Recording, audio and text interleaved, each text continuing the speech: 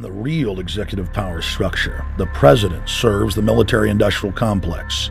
It's self-owned by the international bankers. If there's a revolution, the population just throws out the prime minister or president. The elite stays in power because the public is never aware of who the real enemy is.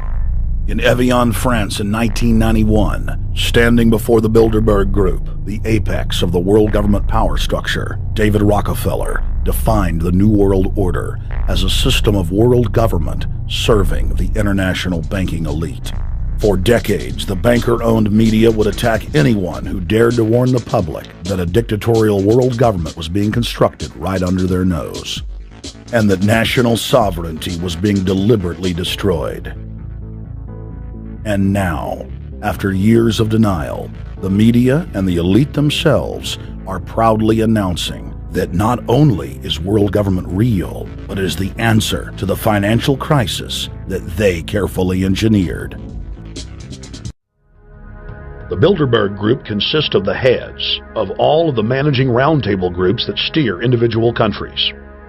Picture the elite power structure of the world as a giant pyramid, with only the elite of the elite at the tip-top of the capstone.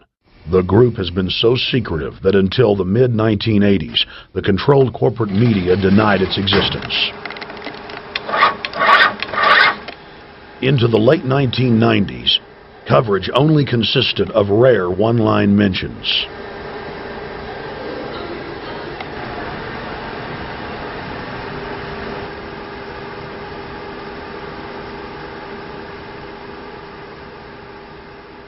With the rise of the alternative media, their stranglehold on information has begun to slip.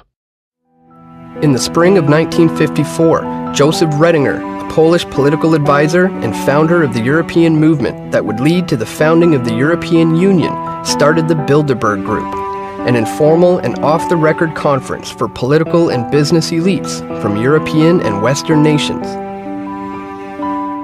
With the help of Prince Bernhard of the Netherlands, along with other powerful politicians and businessmen, they organized the first annual Bilderberg meeting at the Hotel de Bilderberg in Oosterbeek, Netherlands.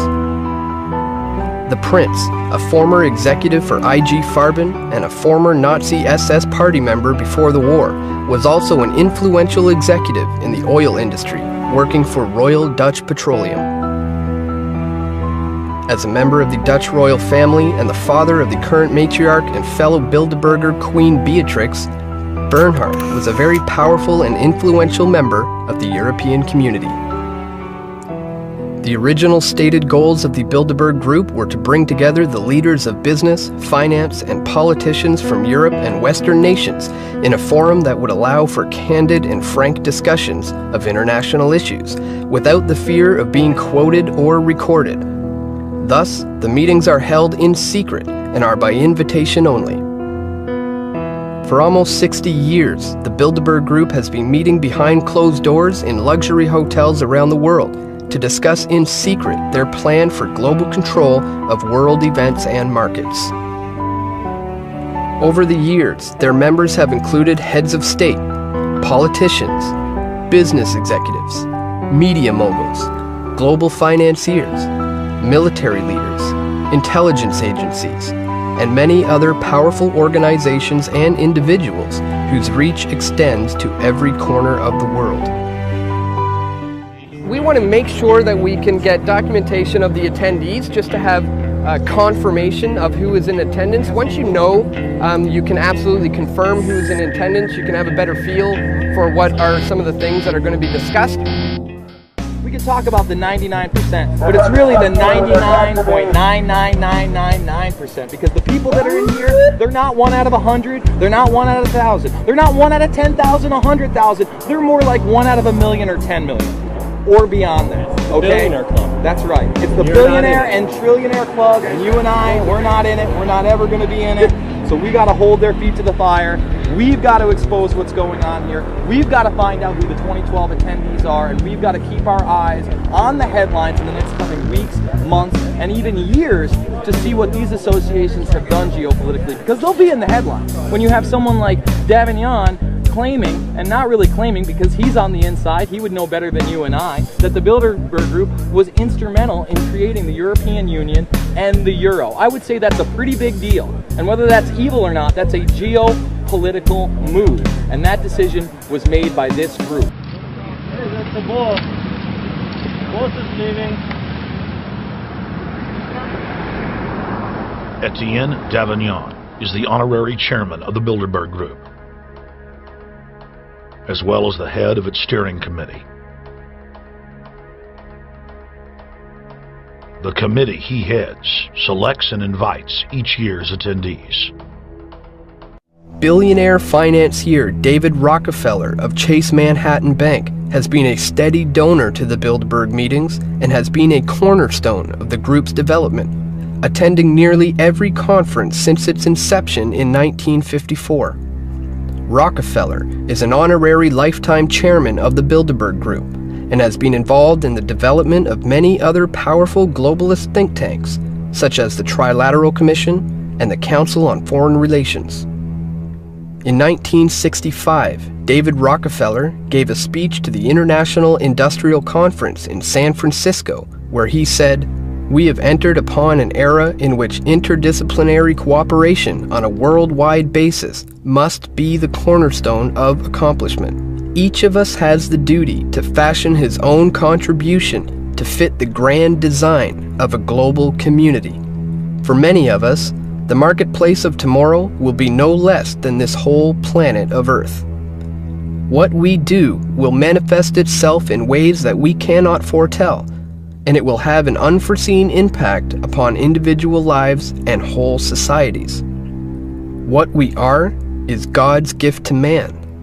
What we become is man's gift to God." We know about your third world plan to depopulate the third world nation. Memorandum 200 with the National Archives. You want to depopulate. It's on the record, Henry Kissinger. A lot of these globalists, a lot of these Bilderbergers are on the record saying that they want global depopulation, and they're proud of it. War criminal Henry Kissinger has stepped foot in the Westfield Marriott Hotel in Chantilly, Virginia. We have him on video entering the hotel, and we would like for you gentlemen to go inside the hotel and arrest Kissinger for his war crimes. Former Secretary of State Henry Kissinger has been deeply involved in the Bilderberg Group, attending dozens of their meetings over the years and acting on the Bilderberg Steering Committee. Kissinger faces allegations of war crimes for his involvement in the secret bombing campaign that took place in Cambodia during the Vietnam War in the 1970s. It is alleged that Kissinger willfully engaged in the murder of tens of thousands of civilians in various areas of Cambodia, which led to the destabilization of the country into a civil war, resulting in the rise of the infamous Khmer Rouge. Kissinger is also wanted in several countries for his involvement in supporting the Pinochet regime and the CIA-backed coup that took place in Chile on September 11, 1973. Pinochet, who is now facing a war crimes tribunal, murdered the democratically elected President Salvador Allende and started a military junta which resulted in the kidnapping, forced displacement, and torture of thousands of men, women, and children in Chile. Henry Kissinger actively supported these actions that were taking place at that time, which constituted crimes against humanity.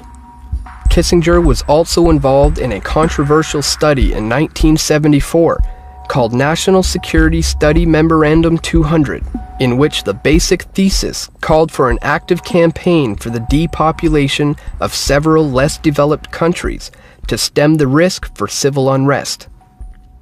Are you still giving out orders like Memorandum 200, where you said depopulation should be hell? Sir, just a question. I'm not going to go to hell because Memorandum 200, sir. Memorandum 200. Just asked him a question about Memorandum 200 that he wrote in April 24, 1974. It's an honest question. Okay. Kissinger, Memorandum 200. Depopulation We're on topic now. We came here, we give you the access. If you want to burn bridges, you can do that. I don't want to burn any bridges. Right. I wasn't disrespectful. I wasn't accusatory. It was a serious question. We're on topic. Okay, I understand that. So what about the depopulation? I mean, Memorandum 200. Why are you afraid to talk about your depopulation plan? Why don't you get lost? Why should I get lost? It's serious. Sick person. Sick person? How am I sick? You're the one committing. What does it do when you get 120 of the most powerful people in the world getting together to have meetings with government officials? I mean, that's amazing.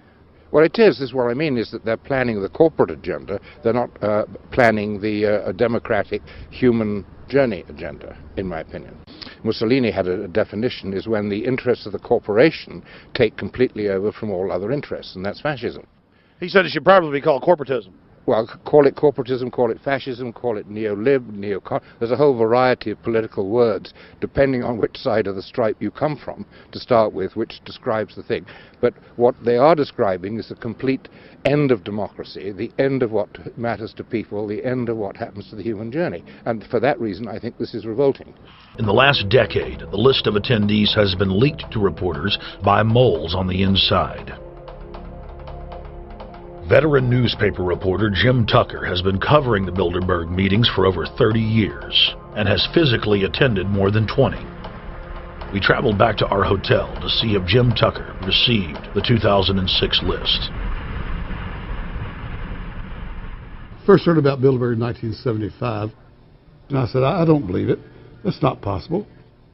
Who in hell's Bilderberg? I spent 20 happy years with metropolitan newspapers.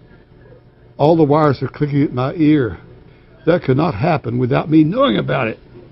And the thing that first impressed me most was columns in 1957 by the late, great Westbrook Pegler, widely syndicated columnist.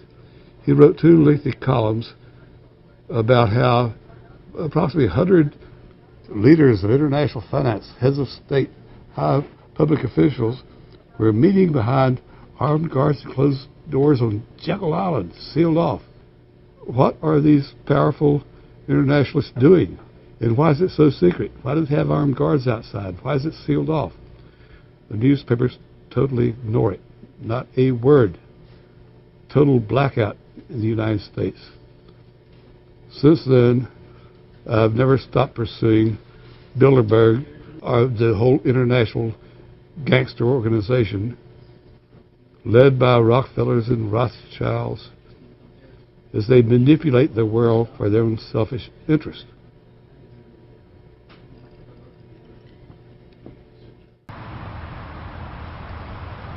Bilderberg was founded by David Rockefeller and the Rothschilds in Britain and Europe.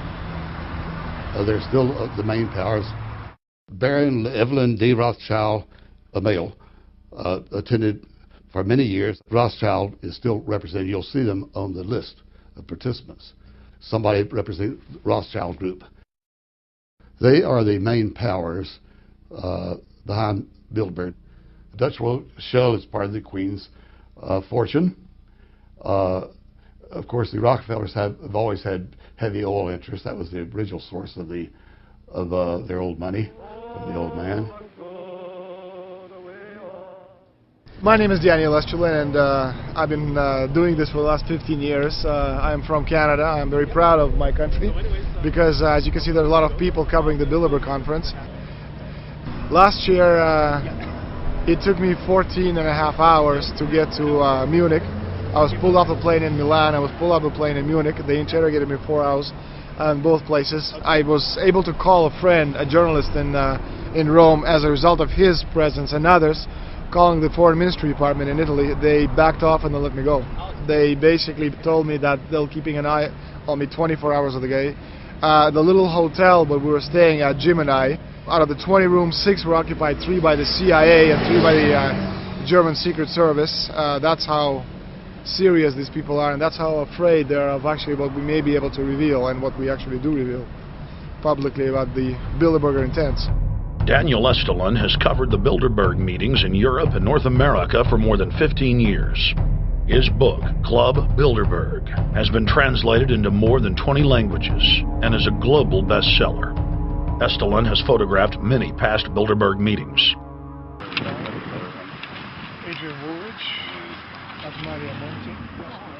Over the last couple of years, they've been reeling with the amount of leakage that they've been experiencing, so it's getting harder and harder. But again, it will never get too hard for us because of the sources that we have inside are top-notch sources.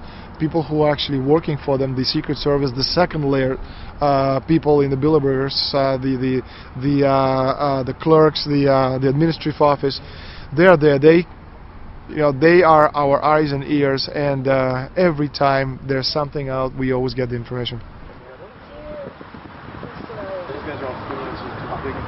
That's Francisco Pinto Balsamao. I think that's the Queen. Oh my God, yes, her. You see her? Yes. Oh, Queen of Holland. What usually happens, the Secret Service guys who are protecting the Bilderberg delegates, the staff, the cooks, the chefs, when they actually get to see and to hear what some of these nasty people are talking about, they're the first ones to look for us and the first ones to make sure that we get the information from the meeting. Again, we're very rigorous with information that does come out. We double, triple, and quadruple confirm the sources, make sure that all the information checks out. A lot of the stuff, the Bilderbergers have planted information, make sure that this disinformation nullifies the accuracy of the reporting. The decisions that these people take, again, they're not only decisions affect business community, they affect politics, business, environment, across the entire spectrum. And these decisions are made and taken by a very elite group of people behind closed doors this year at the Brook Street Hotel. We are not privy to these decisions, we're not allowed to know what they're talking about, but we'll definitely feel the consequences of these decisions over the next 12 months when events which apparently by accident seem to happen, in fact have been planned right here this year at Brook Street Hotel between 8th and 11th of June. Bilderberg is an elite organization, and the way it works, the protocol of the meetings is the staff, after they're vetted out, they're told exactly how they're supposed to behave themselves, meaning that they can never address the attendees, they can never speak to them unless they're spoken to first, they can never look them in the eye. They have to approach them from the right side, the people who are right-handed, and from the left side, the people who are left-handed. They can never look them straight on, and needless to say, all the information that is being spoken during the conferences is under no circumstances allowed to come out. That's what they're told. They're threatened with not being able to find another job anywhere in the sector if they reveal any information to the press. Now, I think what is very difficult for most people to understand is how such a small group of 125 men and a few women control a population base of 6 billion people. Actually, it's much easier than you think. These people work on what I call systemic methodology, meaning that you take a pie, just imagine you take an apple pie and you slice this apple pie into lots of very small pieces, and you put in front of each one of these pieces your men or women of trust. And by controlling this individual, you control an entire organization. For example, if you take Paul Wolfowitz, who runs the World Bank, through him you can control the entire organization. You don't need to control what the dishwasher or the toilet cleaner thinks or does or believes in. You just need to control what he does and what he believes in, and what he does will permeate the entire organization. And that's how you control, with very, very small power base, an entire global population of 6 billion people. Throughout history, we've had people with power attempting to consolidate their power and hold on to it. So that's really the agenda here. The agenda is to stay as powerful as possible for as long as possible and crush any competition.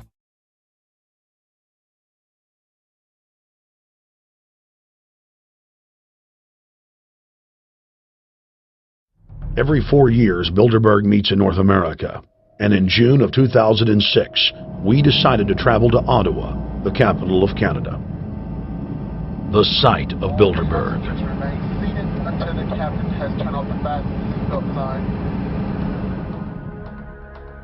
In Bilderberg's long history, many reporters attempting to cover the group have been harassed, detained, and even jailed. I jokingly reassured my cameramen that the horror stories we'd read about were probably exaggerated. I was wrong. We know reporters get detained at airports, people aren't let in. We know people get sent to the jailhouse for 3 or 4 hours. It happens every time. Well, it happened to Alex Jones this time. They admitted Bilderberg. that they've had pressure put on them by the government to heighten security, and that's why all this happened. Yes, I was told that by two separate people. They scoured our records for hours yesterday and hours today, trying to find something on us, and of course there was nothing. It was just scary. I mean, I've been all over the world, and I've never seen anything like this. It was like hours of humiliation. And they said, "What are you here for?" And I said, "Well, I'm here to, cover the media, covering a political event. I hope to talk to some members of Parliament." I was answering all the questions. It was clear I wasn't a threat. It was clear I didn't have any criminal record. It was clear I was press. It was clear I was coming to interview people. They were going to deny me. They told me earlier that I was probably going to be denied, and then you guys showed up, and everything changed. So what's your plan now? My plan is to go out and try to interview Jim Tucker, try to go down to the Bilderberg group. On the outskirts of the national capital today, black limousines with darkened windows converged on a hotel where private security guards imposed ironclad control. The limos carried royalty, political power brokers, and industrial titans to a secret meeting that will last all weekend. It's known as the Bilderberg Group. Could their objective be world domination?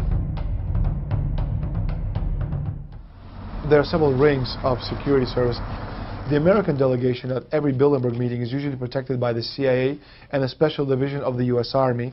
The British delegation is protected by the MI6. Israelis usually are protected by the Mossad. The Ottawa police, in this case, working for the security, they have very little, actually they don't have any information at all on what the meeting is about. They don't know who the Bilderbergs are.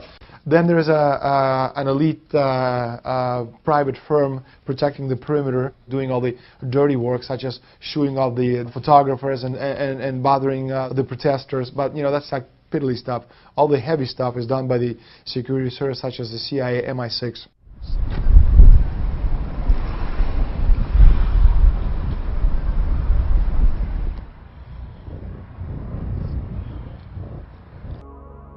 We are on the verge of a global transformation. All we need is the right major crisis, and the nations will accept the New World Order. David Rockefeller. We saw David Rockefeller and the Corn Black at beyond the hotel, and they had no bodyguards. One of my friends shouted, "Hey, Rockefeller!" and he turned back and he was afraid. My name is Rene. I'm from Manitoba. Drove about 26 hours to get here, just to show that I'm against the Bilderbergers, just to fight for my freedoms, fight for my rights, make sure that my children can grow up in a free country. Rockefeller frontman Henry Kissinger is always a key participant. Here you see the president of the CFR, Richard N. Haas, followed by Vice Chairman of Rothschild Europe, Franco Barnaby, who is speaking with Henry Kravitz, and behind them is Richard Holbrooke, former U.S. Ambassador to the United Nations. The head of Daimler Chrysler, Jürgen Erich Schrimp, arrives by helicopter. Here, the owner of the Washington Post, Donald Graham, escorts Indra Nooyi, the head of PepsiCo. Queen Beatrix of the Netherlands, whose father, Prince Bernhard, founded Bilderberg, is a leading figure in the group. Of course, globalist kingpin David Rockefeller, seen here with his bodyguard, James Ford, always attends. The then newly appointed World Bank chief Paul Wolfowitz is photographed at Bilderberg 2005. It has been reported that Wolfowitz had attended previous meetings, while still the Deputy Secretary of Defense, a violation of the Logan Act. Under the Logan Act, it is a felony offense for any member of the federal or state government to meet with members of a foreign government without the express authority and authorization of the President or Congress. Put simply, it is illegal for members of the government to meet secretly behind closed doors with foreign power brokers due to the problems of corruption and espionage that it breeds. For this reason, many prominent politicians attend, but their names do not appear on the official list. Despite the Logan Act, the governor of New York's name, George Pataki, does appear on the list, and we were able to catch the governor on tape walking with David Rockefeller at Brook Street. They're upset about the fact that they're being exposed. Well, I'm sure they are. I mean, look at the tinted windows. They don't want to be seen. They don't want even anybody to know they're here. So I'm sure they're ticked, you know, and that's why we're here to try to expose them. Do you think that they were angry that they were on the front page of the local paper today? You think they're in there reading it right now, Jim? Yes, I don't think they're happy about it. They prefer nothing at all, no publicity. They prefer absolute secrecy. Ladies and gentlemen, we're here in Canada today to stand up against the Bilderberg group that is attempting to get rid of the sovereignty of the United States. The truth of your world government has now been exposed. We know you are ruthless. We know you are evil. To David Rockefeller, to the Rothschild representatives here, to the Queen of the Netherlands, to all of you, we tell you, you are not our queens. You are not our kings. You are not our gods. We do not belong to you. We are not your slaves. We stand as free humans, have stood since the beginning of time against the strong men, against the thugs, against the bullies. We will defeat your world government. We will defeat world taxation. We will defeat your control grid. God is on our side. I stand before the Creator of the universe, and I ask the Creator of the universe, as our founding fathers did in 1776, to lead, guide, and direct us, and to give us the power and the foresight and the understanding and the will to stand against your entire agenda, including your final plan of world population reduction of 80% that Henry Kissinger penned in 1973. Why do you put mercury in the vaccines, stannous-sodium fluoride in the water? Why? Why do you put cancer viruses in the vaccines? Why have you used depleted uranium now in 4 separate nations? You're arrogant.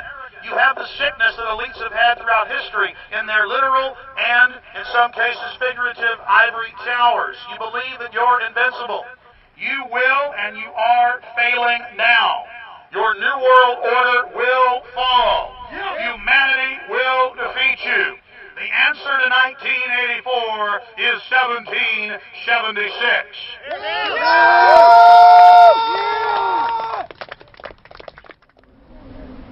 We went into downtown Ottawa and talked to locals to learn if they were aware of the elite meeting in their city.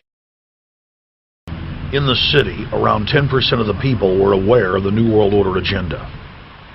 When we traveled to Parliament, close to half of the people we randomly spoke to were informed. Man, what did you say about the American Union? He said it's going to end up happening. We don't want it, but it's going to happen. Why do you think? Because the Bilderberg group runs the world.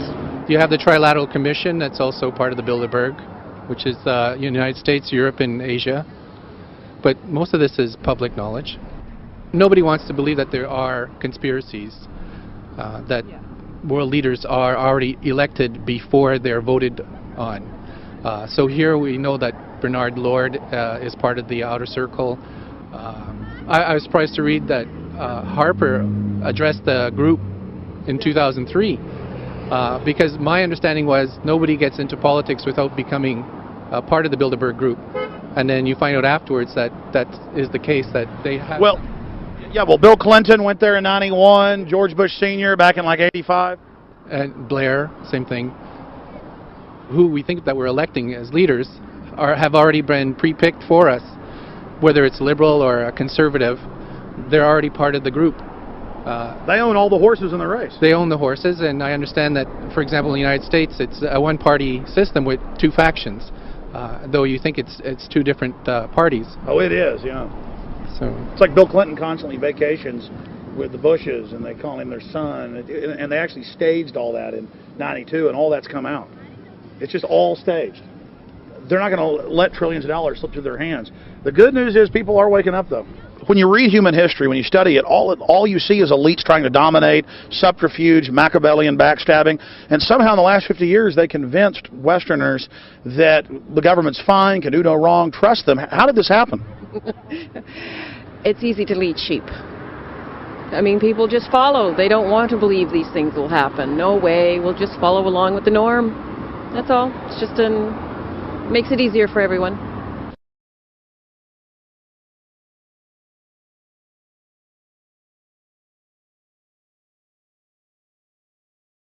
The Bilderberg Group sits at the top of the world power structure.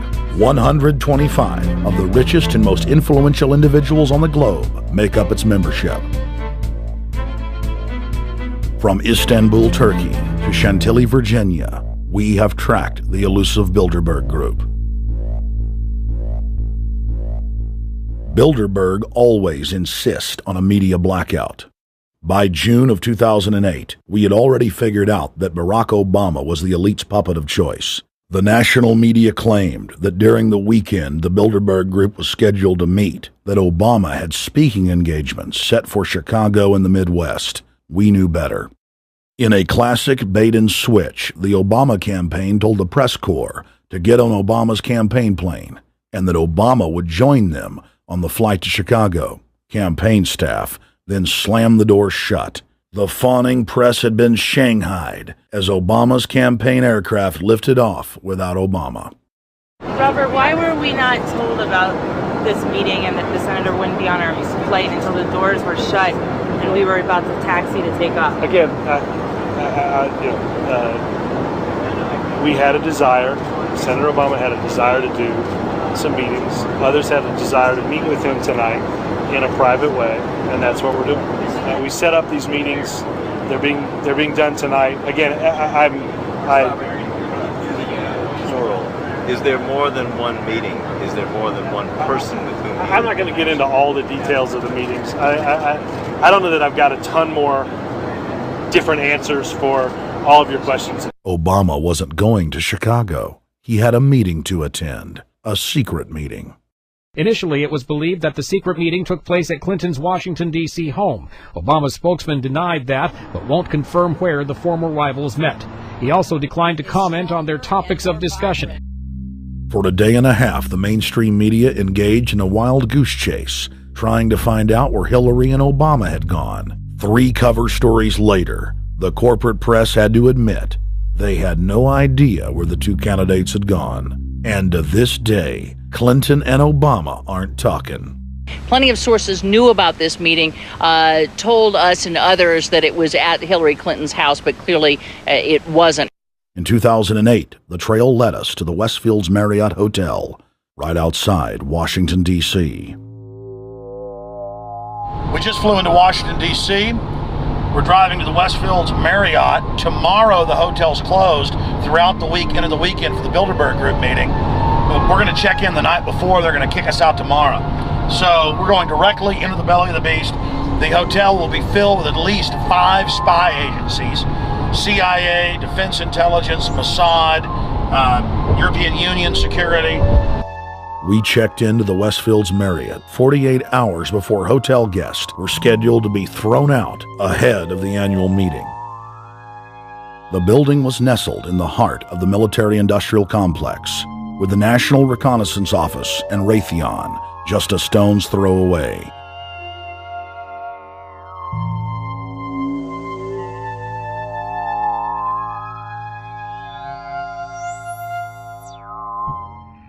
During the entire 2-day event, anti-New World Order protesters and alternative media encircled the hotel. You are being exposed everywhere! From David Rockefeller, from John Edwards, from Bill Clinton! Your game of secrecy is over! You're gonna pay! Get him up close! You piece of trash! This is Bernanke, man! Bernanke, you're going down!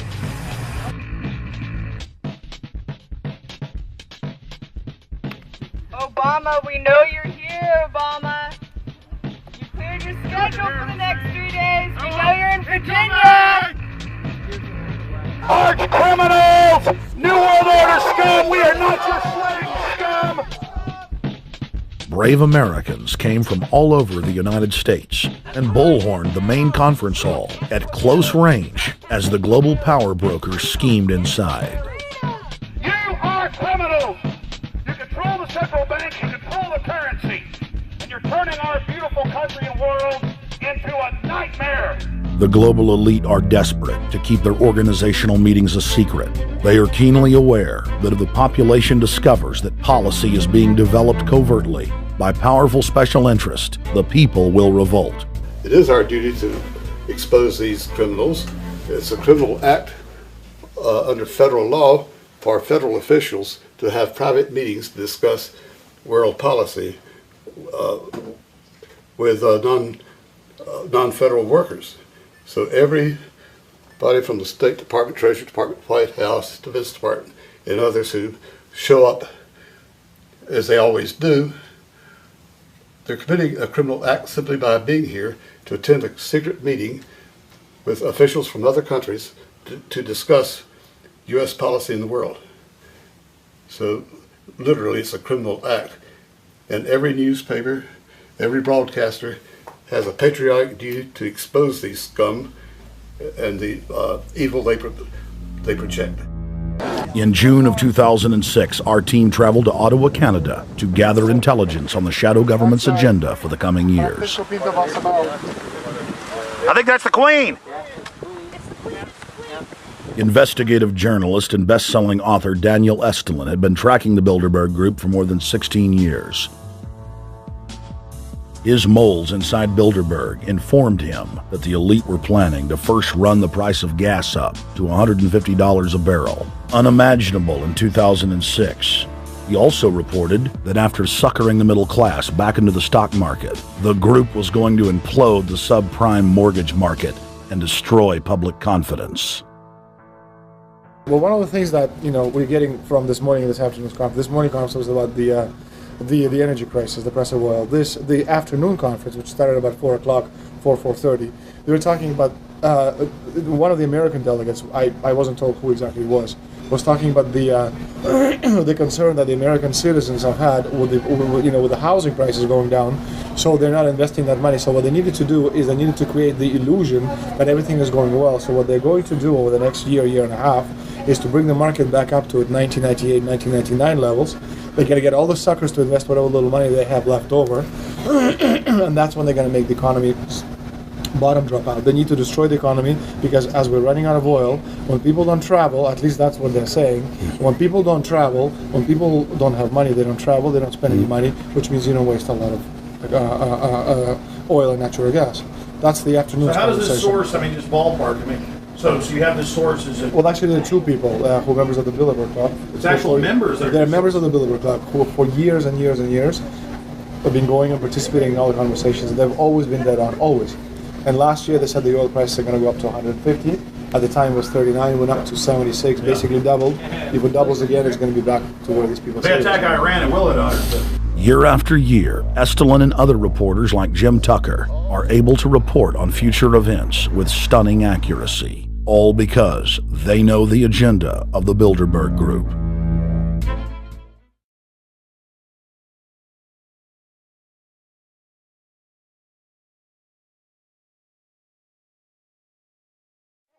How come bills can't get signed without the Queen of England's approval? How come the Canadian Parliament should be suspended by the Queen of England if she wishes? If she has no power, why does the final decision-making process rest with her? In recent years, the lack of coverage from the mainstream media on the Bilderberg Group has been a problem as far as raising awareness about these conferences.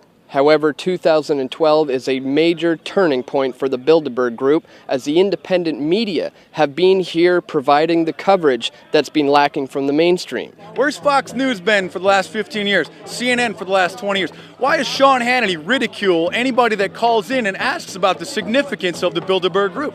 Obviously, they're on the payroll. When people say that, quote, they control the media, they're talking about the secret establishment. 501c3 tax-exempt foundations have to make certain forms publicly available.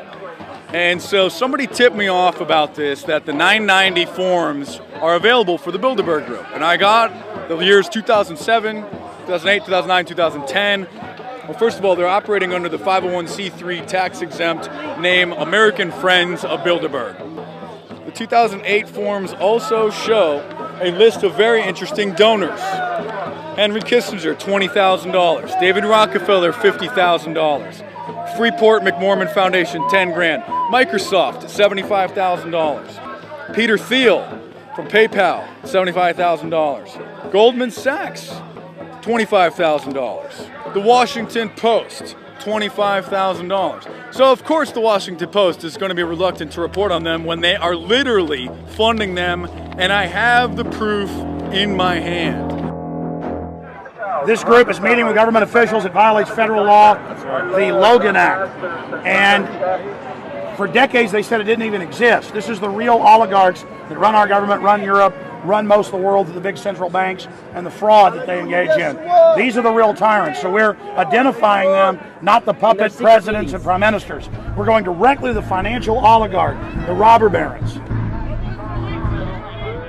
In their efforts to maintain the control of information globally, influential figures of the media have been routinely invited to participate in the conferences over the years.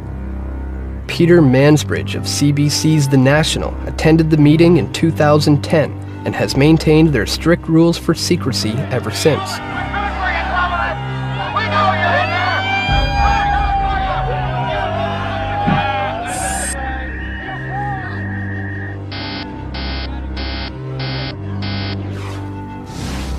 Fellow Canadian Heather Reisman is the CEO of Indigo Books, the largest book supplier in Canada, and she is a member of the Bilderberg Steering Committee. In 2005, Reisman founded the Hesag Foundation, which provides grants to former lone soldiers in the Israeli army to pursue post-secondary education. A lone soldier is an individual who is not from Israel, but chooses to fight in the Israeli military. Other media moguls and organizations that have attended the Bilderberg meetings over the years have included Rupert Murdoch of News Corporation, Andrew Knight of News Corporation and The Economist, Ted Turner of Time Warner and CNN, Charlie Rose, Donald Graham of The Washington Post,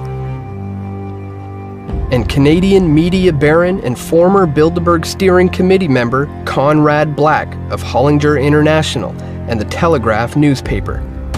While all of these powerful media organizations have been present at Bilderberg meetings over the years, there has remained a media blackout all across the board regarding coverage of this group.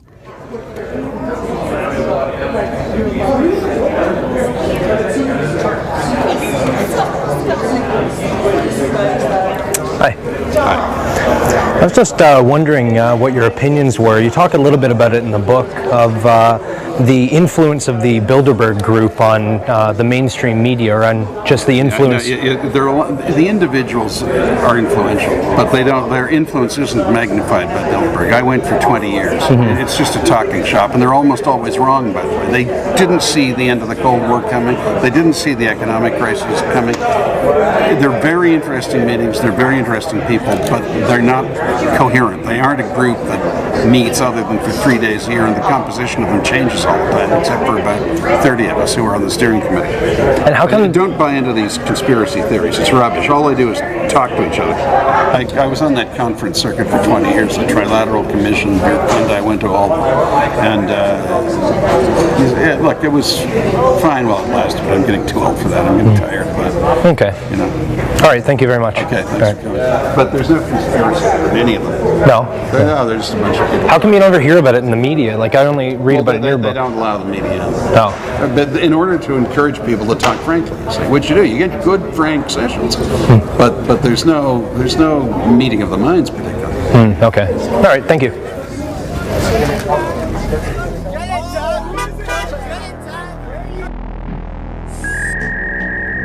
Fellow Hollinger International Board of Directors member Marie-Josée Kravis has made significant inroads since being invited to Bilderberg by Conrad Black in 1989. Marie-Josée is the wife of Bilderberg member Henry Kravis and has been a member of the Bilderberg Steering Committee for over 22 years. At the trial of the now-defunct media baron Conrad Black, Marie-Josée Kravis testified against him, providing evidence for the prosecution. Other prominent Canadians who have attended the Bilderberg conferences include former Prime Minister of Canada Lester B. Pearson, Pierre Elliott Trudeau, Jean Chrétien, Paul Martin, and Stephen Harper. Many other influential Canadian politicians and business leaders have also attended the secret meetings, including former NDP leader Bob Rae, former Liberal Party leaders Stéphane Dion and Michael Ignatieff, former Premier of Ontario Mike Harris, former Premier of New Brunswick Bernard Lord, former Premier of British Columbia Gordon Campbell, the Premier of Alberta, Alison Redford, the Chief of Staff for Prime Minister Stephen Harper, Nigel S. Wright, and Power Corporation of Canada CEO Paul Desmarais Sr. In fact, nearly every Canadian Prime Minister back to Pierre Elliott Trudeau has worked for Power Corp. I attended one Bilderberg meeting. I'm not sure they ever invited me back, but just to make sure, I've also gone to a Maple Leaf hockey game. That doesn't mean I'm a Maple Leaf fan. I believe that there is an opportunity now with the G20 having been called for the first time for us to put together a global steering committee of all of the great powers of the world. If I was asked what is the single most important thing that can be done to get us out of this mess, it is going to be to recognize now that we are one common humanity, divided perhaps into economic entities called countries. The time has come for us to work together. In 1996, you were at a Bilderberg meeting, and also there was Jean Chrétien and Paul Martin. I don't know if I was at that meeting. I've only been to a few of them, but Bilderberg and Tralala are not really think tanks. They simply individuals who get together who are from business, the political world, the media, others, and discuss ideas, and they influence each other through that. In 2008, it was revealed that the Canadian government, under the leadership of Bilderberg member Stephen Harper, would be buying $25 billion worth of mortgage pools through the Canada Mortgage and Housing Corporation. Shortly after the election in October of 2008, the re-elected Harper Conservatives unilaterally announced the government will purchase up to an additional $50 billion of insured mortgage pools by the end of the fiscal year as a part of its ongoing efforts to maintain the availability of longer-term credit in Canada. This action will increase to $75 billion, the maximum value of securities purchased through Canada Mortgage and Housing Corporation. There was no debate in the Canadian Parliament over whether to hand out $75 billion in taxpayer money to the private chartered banks, nor was it covered by the Bilderberg-controlled mainstream media. The control of the Bilderberg Group extends not only to the media and the control of information, but also to the Canadian banking system itself and our ability to control our own currency. In 1938, Prime Minister William Lyon Mackenzie King nationalized the Bank of Canada, giving control of the Canadian currency to the people of Canada. Although the issuance of currency is held solely by the Bank of Canada, the creation of credit through the issuance of loans is still largely controlled by private chartered banks. As part of the Bank of Canada's charter, the government can borrow up to 50% of its own money from the Bank of Canada at 0% interest. The other half of the interest is paid back into the government, allowing for the financing of our own infrastructure, such as the St. Lawrence Seaway and the Trans-Canada Highway. Because of Bilderberg member Paul Martin, Canada now borrows its money from the private chartered banks at the going interest rate, effectively handing over the usury and interest to private corporations. Prior to Prime Minister Brian Mulroney, all banks had to hold an 8% reserve, meaning they could lend out the same money 12.5 times through credit and loans. Mulroney dropped this to a 0% reserve, allowing private banks to loan as much money as they want, simply by entering a new line on a ledger. Currently, the Bank of Canada is only responsible for 5% of the actual debt created in the form of currency. The private chartered banks, such as Royal Bank of Canada and TD Bank, own the remaining 95% of all debt. Think of how much control this amounts to when you consider all of the digital payment and loan options used today, such as credit cards, debit cards, internet payments, RFID chips, smartphone purchases, and even biometric identification, which is now used in India for bank withdrawals. Very few people use real currency, and the trend is turning to an increasing reliance on digital and computer technologies, of which are largely controlled by members of the Bilderberg Group. Members of the Bilderberg Group who are involved in the Canadian banking system include President and CEO of Royal Bank of Canada, Gordon Nixon, President and CEO of TD Bank Financial Group, Edmund Clark, Deputy Chair of TD Bank Financial Group and former Canadian Ambassador to the United States, Frank McKenna, former Minister of Finance and Director of Manulife Financial, Michael Wilson, Managing Director of Credit Suisse Securities, Ronald S. Lloyd, former CEO of Scotiabank, Peter C. Godsoe, former Governor of the Bank of Canada, David A. Dodge, and Governor of the Bank of Canada and former Goldman Sachs executive, Mark Carney. The reach of the Bilderberg Group extends to every level of the policy apparatus in both the private and public sectors. Its members over the years have been the most influential and powerful individuals in the world. Whether or not they act in concert with each other or simply influence one another through these meetings is beside the point. The decisions made by each of these individuals have a ripple effect for the rest of the world. For every action, there is an equal but opposite reaction. The creation of this new Orwellian technotronic society has spawned a new generation of warrior, information warriors, whose weapons are the very technologies created to enslave them. As the old forms of media slowly die away, this generation is finding new and exciting ways to spread information, open dialogue, and become the true citizen media. The Bilderberg Group and the individuals that attend are now facing a revolutionary adversary, an informed citizenry armed with the right questions and looking for the true answers.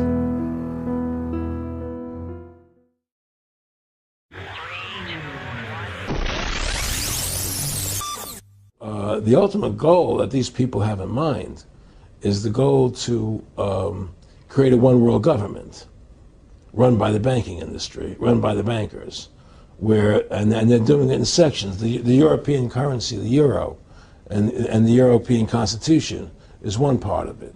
Now they're trying to do it in America with the North American Union, right? And they want to create a new currency called the Amero, right? And the whole agenda is to create a one world government where everybody has an RFID chip implanted in them. All money is to be in those chips, right? There'll be no more cash. And this is given me straight from Rockefeller himself. This is what they want to accomplish. And all money will be in your chips. And so instead of having cash, anytime you have money in your chip, they can take out whatever they want to take out whenever they want to. If they say you owe us this much money in taxes, they just deduct it out of your chip digitally. Total control. Total control. And if you're like me or you, and you're protesting what they're doing, they can just turn off your chip. And you have nothing. You can't buy food. You can't do anything. It's total control of the people. And that chip's connected to a database that has your purchasing records, what you do, what everything, you sell. Everything is in there, you know? And so they want a one world government controlled by them, everybody being chipped, all your money in those chips, and they control the chips, and they control people, and you become a slave, you become a serf to these people. That's their goal, that's their intentions. Eric, can you be specific about when you met Rockefeller, how it happened in these discussions? I met Rockefeller through a female attorney I knew who called me up one day and said, one of the Rockefellers would like to meet you. I had made a video called Mad as Hell, and he'd seen the video and wanted to meet me and knew I was running for governor of Nevada. So sure, I'd love to meet him. And I met him and I liked him, and he was a very, very smart man. And we used to talk and share ideas and thoughts. And he's the one who told me 11 months before 9/11 ever happened that there was going to be an event. Never told me what the event was going to be, but there was going to be an event, and out of that event, we were going to invade Afghanistan to run pipelines from the Caspian Sea, we were going to invade Iraq, you know, to take over the oil fields, establish a base in the Middle East, and make it all part of the New World Order. And we go after Chavez in Venezuela. And sure enough, later 9/11 happened, and I remember he was telling me how how you're gonna see soldiers looking in caves for people in Afghanistan and Pakistan and all these places, and there's going to be this war on terror, which there's no real enemy, and the whole thing is a giant hoax, you know. But it's a way for the government to take over the American people. He told you it was going to be a hoax. Oh yeah, oh yeah. There's no question. He says there's going to be war on terror, and he's just laughing. There's no who are we fighting? I mean, why do you think 9/11 happened, and then nothing's happened since then? Do you think that our security is so great here that these people who pulled off 9/11, who were able to, can't knock down another plane? Come on, it's ridiculous. 9/11 was done by people in our own government and our own banking system to perpetuate the fear of the American people into subordinating themselves to anything the government wants them to do. That's what it's about, and to create this war, this endless war on terror. And that's why and that was the first lie. And the next lie was going into Iraq, you know, to get Saddam Hussein out with his weapons of mass destruction. That was the next lie. Now, specifically, this was a little over 6 years ago. This was 11 months before 9/11. Yeah. And Nick Rockefeller, who's a lawyer, he's become your friend over the previous years, and he's saying to you that there's going to be this big event, and then out of that we're going to have a war on terror, and it's just going to go on and on. Right. An endless war on terror without any real enemy. That you can never, so you can never define a winner. And did he say that it's going to be perfect because you can't define an enemy? It just goes on Yeah, and on? because you can't define a winner. There's no one to beat, so it goes on and on forever. And they can do whatever they want. They scare the hell out of the American public. Look, this whole war on terror is a fraud.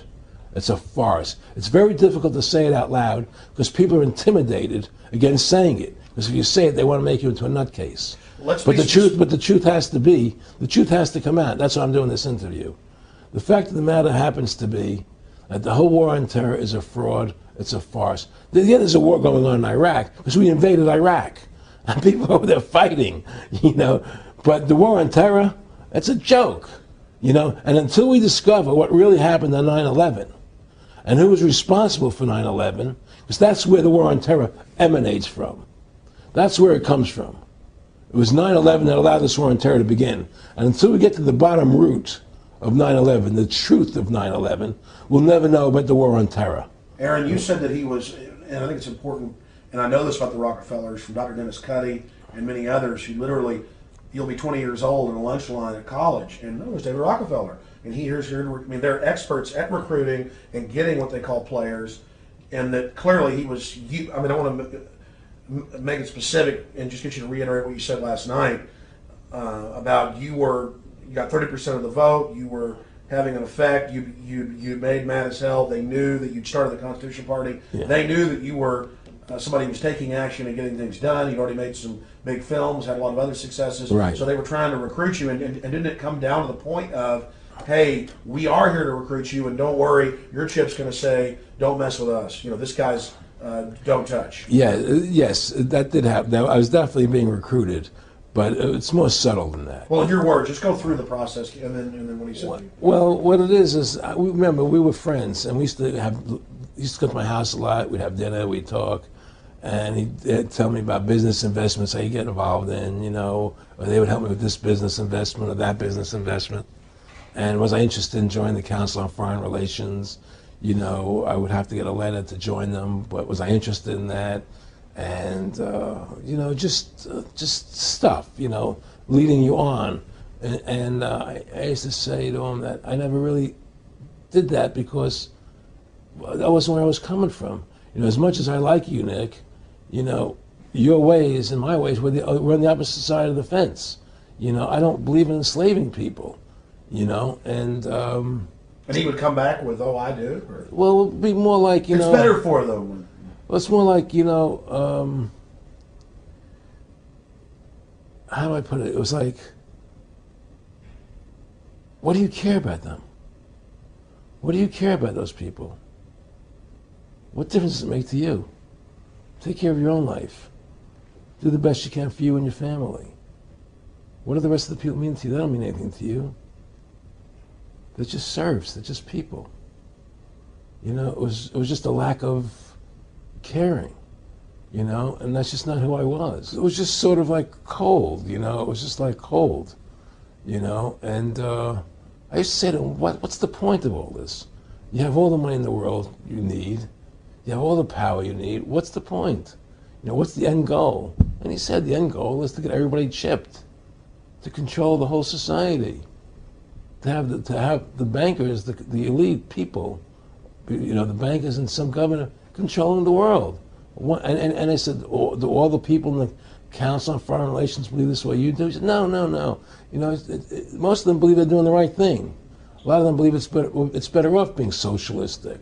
You know, we have to convince people that that socialism is really capitalism.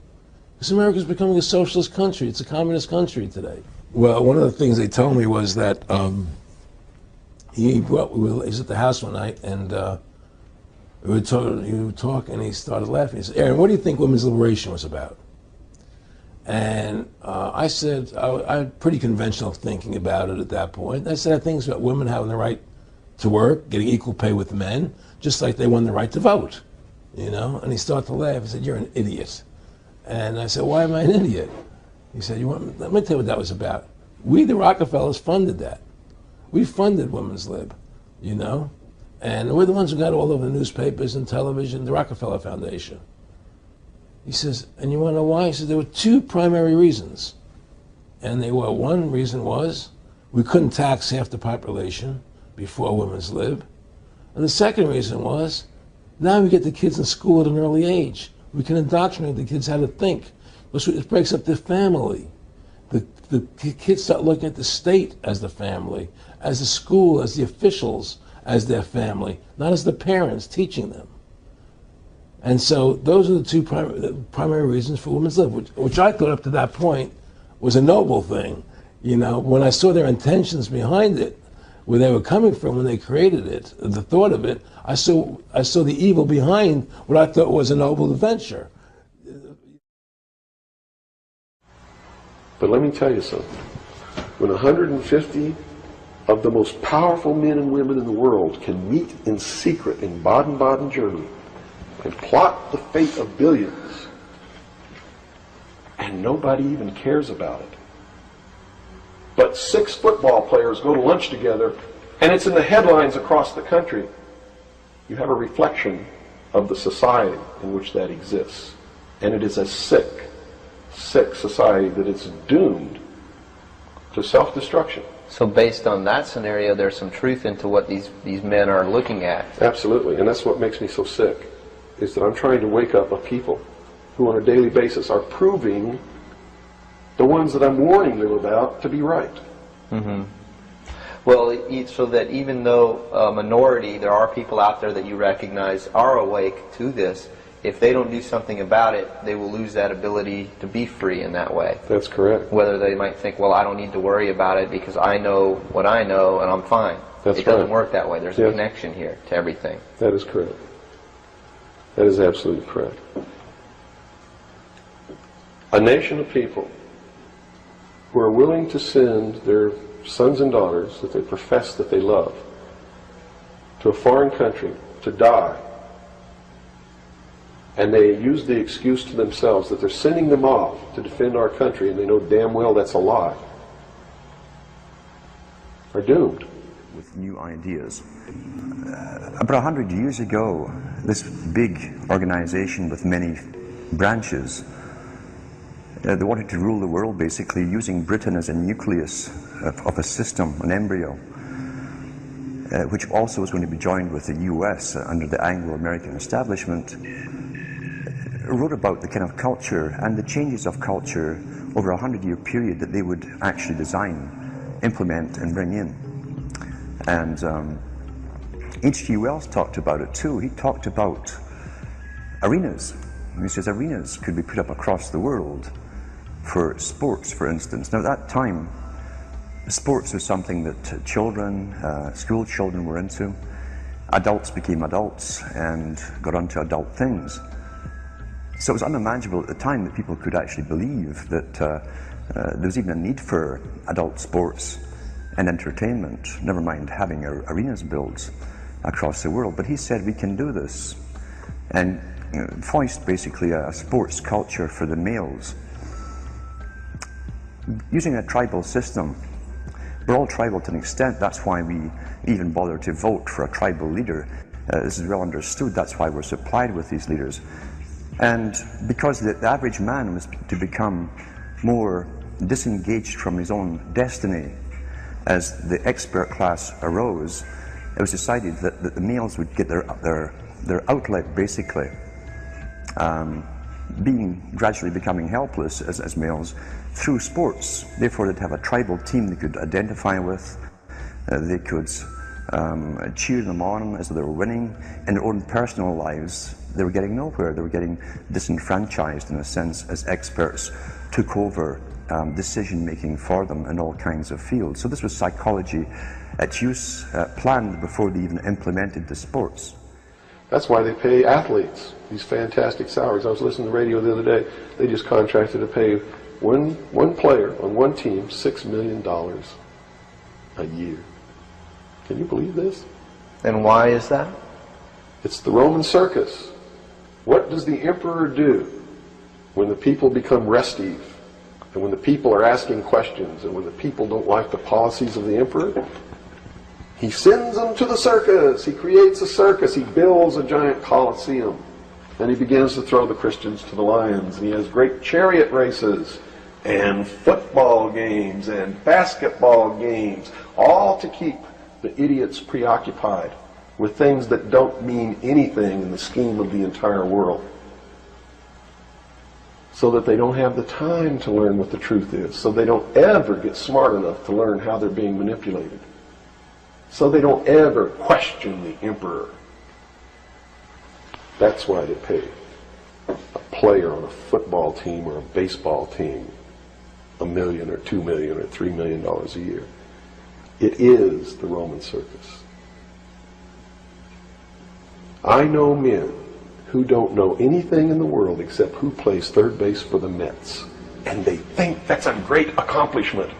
And they meet and pat each other on the back and bond and go have cocktails and talk about what this guy that plays third base for the Mets did in last night's game. It's sad. It's really sad.